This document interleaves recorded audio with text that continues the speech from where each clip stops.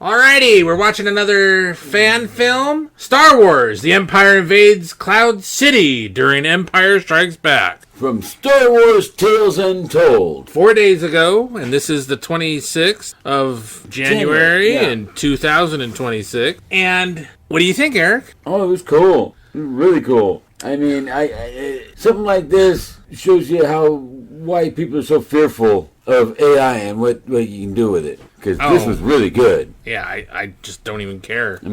About the AI. Lando looked just like and sounded just like Billy D. Williams. All right, so hold on. The only problem I have with the first part when we see Lando, when he's sitting down with that lizard thing or whatever, is his line of sight talking to the other character. And then also he does the same thing with Vader. He's way too close to Vader when he's talking to him. Yeah. Too aggressive, you know? Mm-hmm. And then he tips his hand when he says, and if I refuse, that means you're thinking of refusing. Yeah. So that's the only bit about it, but it's visually good looking. Oh, yeah. And I enjoyed it, and it makes sense, but I also know why, because there might be people, why wasn't this in the Empire Strikes Back? It makes it so much better.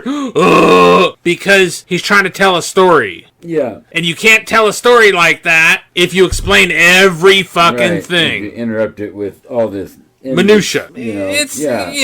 So there you go. No, it was cool. It pretty much detailed how Lando came to the agreement with Vader and the Empire, which really wasn't. Which was a bad call. Yeah. Because Empire wasn't going to make good on any of that. It was just to get to be able to lure Luke to Cloud City. Because his friends were there and they're being tortured, and he would pick up on it in the Force. The Force, yeah. The Force. Yeah.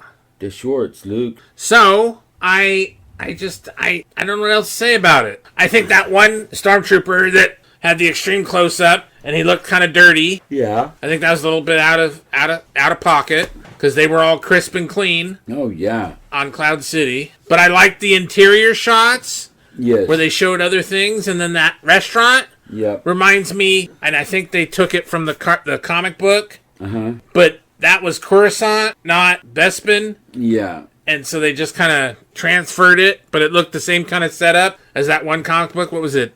Star Wars Tales number 10 or something? Yeah. Where it was the Boba Fett Intergalactic Man of Mystery. And then they, Mace Windu and Yoda are talking about DeForce. And so I'm just like, but it's nothing egregious or something I don't like. Or like, oh, it's terribles. It's just a couple things that I'm like, I'm a little picky on. Line of sight is a real thing with me. Yeah. So, but that's about it. What else do you think about it? Do I think about it? Yeah, what else? It's a nice way to expand upon the stories that we're familiar with. Yes. In a way that is complimentary. Like I say, complimentary, faithful, respectful. And because let me tell you, if and just a fun project for somebody to just want to take on. Yeah, because like if he's at the fucking thing, and Darth Vader goes, "Oh, I'm your father," and he goes, "Okay, but then the Emperor's granddaughter is gonna fuck me over in 50 years. So what do I care?" Right. So I'm glad they didn't do anything like that. Yeah. And there's all kinds of little moments like that could, be expound upon, to flesh out those little sections or whatever. They could go back and recreate or do up the scene at Mos Eisley. Yeah.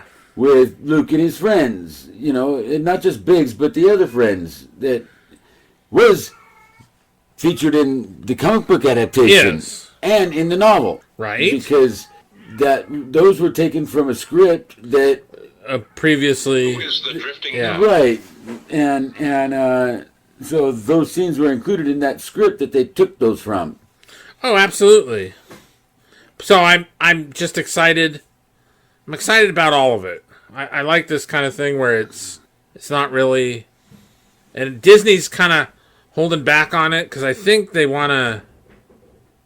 Well, yeah, like the Beggar's Canyon thing was really cool. Yes.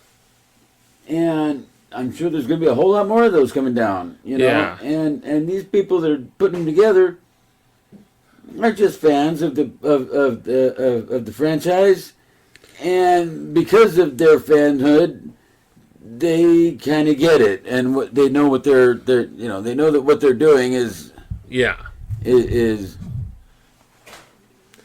just I don't know how it's sort of like what Paramount did with Starfleet Academy, putting it out on YouTube for free just to get a pulse. First they put their pulse on big toe in the water. Yeah, to see what's going on with it, and they're like, they barely got the big toe in the water. Yeah, and they're like, ooh, shit.